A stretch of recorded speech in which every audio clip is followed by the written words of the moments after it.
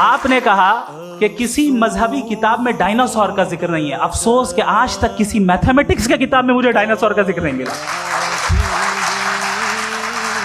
تو اس کا مطلب میتھمیٹکس کی کتاب بیکار ہے؟ نہیں, اس کا وہ ٹاپک نہیں ہے. ریویلیشن کا اور مذہبی کتابوں کا ٹاپک یہ نہیں ہے کہ آپ کو آ کے بتائے سائیکل کیسے بناتے ہیں, یا آ کر یہ بتائیں کہ جو ہے ڈائناسور کب تھا. وہ تو مورالٹی سکھانے آیا ہے, گاڈ کے بارے میں بتانے آیا, نان فزیکل ریالٹی کی حقیقت کو سکھانے کے لیے آیا. ریلیجن سائنس کو روکتا ہے؟ نہیں روکتا. اگر روکتا ہے تو غلط کرتا ہے. ریلیجن سائنٹزم کو روکتا ہے, جس میں ہمارے جاوید صاحب مبتلا ہیں. سائنس اور سائنٹزم میں فرق ہے.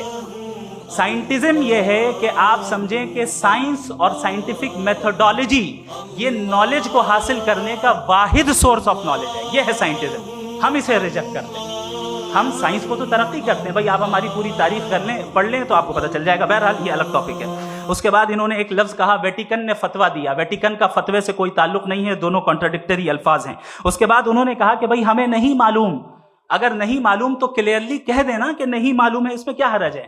تو وہی تو میں کہہ رہا ہوں نا کہ آپ کہہ دیں کہ نہیں معلوم, لیکن کلیم کیوں کر رہے ہیں کہ گاڈ ایگزسٹ نہیں کر رہا ہے.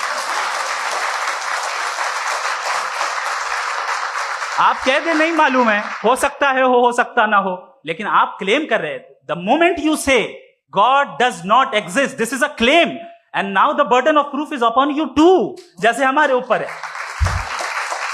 اور کیوں ہے میں بتاتا ہوں, کیوں ہے یہ بھی میں بتاتا ہوں.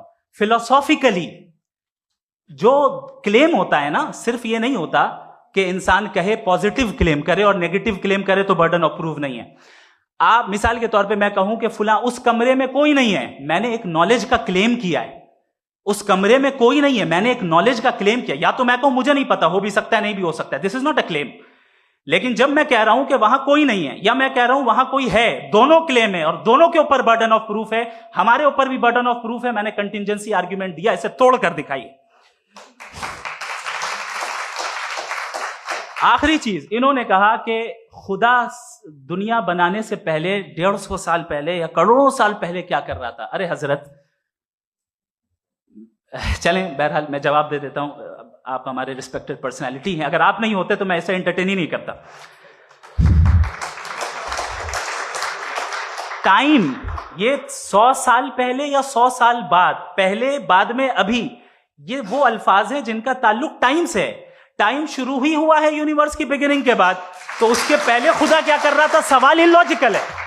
یہ فیلسی ہے.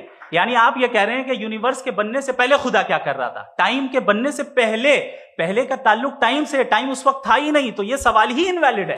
خدا